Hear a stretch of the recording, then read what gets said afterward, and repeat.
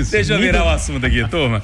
Olha só, a Polícia Civil do Rio de Janeiro iniciou agora pela manhã a Operação Verum para tentar prender 4 pessoas no caso dos transplantes de órgãos infectados pelo vírus HIV. Os alvos são pessoas ligadas à direção da PCS Lab Salem. Um sócio já foi preso, inclusive, nessa manhã, tá? O laboratório é apontado pelo governo do Rio como responsável pelo erro. A polícia investiga se o laboratório falsificou laudos em outros casos além dos transplantes.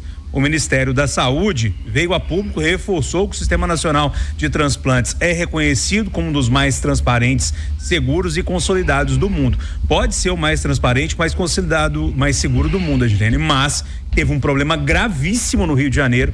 Isso teve.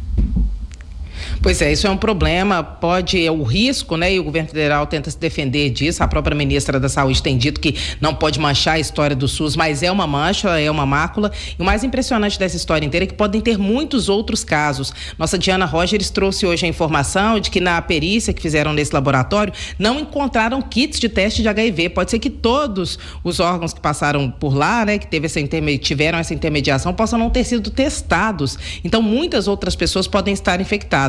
E o fato que mais chama a atenção é de 2 dos 3 sócios desse laboratório serem parentes, né? Um é primo e o outro é o marido da tia do ex-secretário de saúde, que é um deputado federal, o doutor Luizinho, que é inclusive líder do PP, Partido Progressistas, aqui na Câmara dos Deputados. Aqui é uma completa aberração. Será que um kit de HIV torna tão mais caro assim esse procedimento? Será que daria um prejuízo para arriscar a vida das pessoas dessa forma? Esse negócio é uma das coisas mais absurdas que já aconteceram no Brasil nos últimos anos.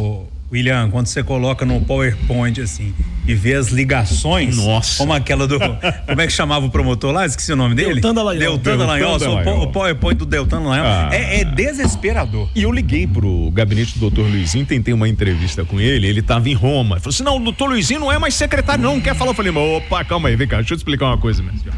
É que, na verdade, ele era o secretário de saúde, ele indicou a atual secretária, o primo dele é sócio, o marido da tia tá no bolo, ele foi o cara que é do município de Nova Iguaçu, de onde é essa empresa, ele conseguiu eleger o atual prefeito.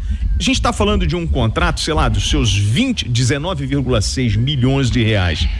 E aí, eu tenho que chamar todo mundo. E que bom que a Polícia Federal entrou pra gente tentar entender que, assim, o laboratório, por tudo que está sendo apresentado, não tinha condições de oferecer esse serviço. Como é que uma empresa dessa ganha uma concorrência e ninguém vai lá verificar se essa empresa tem condições de atender ao Estado?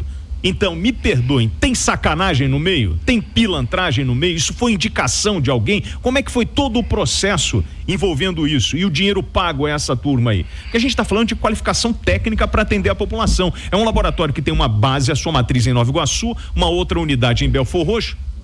E aí eu falo assim: peraí, gente, ninguém foi lá ver se esse laboratório poderia realmente cumprir o contrato dentro da sua excelência? E aí eu me questiono todas essas ligações dentro do organograma. Aí o cara vai falar assim: não, mas eu não sou mais secretário de saúde. Tudo bem, amiguinho, mas tem parente seu aí no rolo, então vamos investigar. E que bom que não estou apontando erro ou crime de ninguém. Eu só estou dizendo o seguinte: tem federal, um monte de ligação. Tem um monte de ligação. Vamos investigar? Agora, quando você olha para a foto da sede do laboratório lá em Nova Iguaçu, gente, desculpa talvez seja o meu preconceito, mas é uma garagem. É uma garagem, um laboratório. Mas isso eu você fico também um pouco ninguém apavorado. Mas ninguém viu. Pois é. Se você ver a foto, eu realmente fico apavorado, Marcelo. Hoje, nesse caso, é assustador, né? A palavra eu acho que é essa, absurdo, assustador. Eu acho que desde sexta-feira, né, quando a Band News trouxe à tona esse caso, a gente está tentando achar alguma explicação lógica para como que um transplante é feito sem um exame básico para saber se o órgão está ou não contaminado. É uma coisa que não sei se já aconteceu alguma outra vez em algum lugar do mundo, mas isso envergonha, né, todo o nosso sistema único de saúde.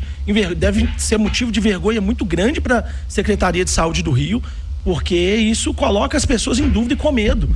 Quer dizer, a pessoa que está para receber um órgão, ela não tem como fiscalizar isso tudo. Ela tem que contar com o trabalho que está sendo feito de forma séria pelo sistema de saúde pública. E a gente fica bem claro que não estava sendo feito. Agora, se for comprovado mesmo, acho que não dá pra gente cravar as investigações que estão acontecendo, que isso foi incompetência, por politicagem, por indicação de vou colocar esse deputado aqui e aí ele vai colocar a equipe dele, os apadrinhados dele. Se for por isso, aí é caso de ter uma ação muito grande para varrer essa turma da política. Agora é impressionante. Porque eles não podem estar na política trocando apoio político por saúde pública. É o que mais acontece, né, Rodolfo Schneider, da Band, que é o diretor de programação, foi o cara que trouxe isso à tona e eu liguei pro Rodolfo. Falei, Rodolfo, e aí, cara, primeiro parabéns pelo furo de reportagem. Falei, agora, você tem um deputado que foi secretário de saúde que era do município, né? Que conseguiu eleger o prefeito, ele indicou a secretária e falou assim, a linha é essa. E assim, o jornalista, quando pega o caso e dá uma olhadinha, a gente fala, opa, peraí, tem alguma coisa estranha. E eu fico tentando entender como é que isso passa. E ninguém aponta e fala assim, peraí, gente, vamos pegar o laboratório num processo de concorrência? Provavelmente esse laboratório apresentou toda a documentação, mas não tem nenhum tipo de vistoria técnica para poder gabaritar esse laboratório. E se fizeram uma vistoria técnica, que vistoria foi essa? Não, a biomédica que assinou, ela não era biomédica. Não. Né? Ela deu entrevista falando que não tinha capacidade para isso. O que me assusta, William, que eu fico pensando, aconteceu na Boate Kiss. Lá atrás, quando descobriram que a boate não tinha laudo, né, e morreram 240 jovens queimados na boate, é que depois o Brasil inteiro começou a fiscalizar isso e foram descobrindo que boate nenhuma tinha. Aqui em BH várias não tinham, e aí foram ver, poxa, ninguém tem isso. Eu não sei se vai ser o caso, mas eu não duvido que em vários lugares isso aconteça também. E aí a gente fica com medo porque a gente perde a confiança no sistema público de saúde. Ô Edilene, deixa eu só te fazer uma pergunta, porque a gente está aqui em BH, talvez aí em Brasília as coisas corram mais rápido quando a gente fala de governo federal. A gente viu uma nota do Ministério da Saúde, reforçando a segurança e tal, mas isso não abalou aí os corredores em Brasília não, porque é um assunto muito sério. Esse é um assunto muito sério, mas como é algo que aconteceu no final de semana, as repercussões nós vamos começar a sentir hoje, Júnior. Só que o governo federal já está botando o pé do outro lado, né? A própria ministra deu uma entrevista ontem para poder falar desse assunto.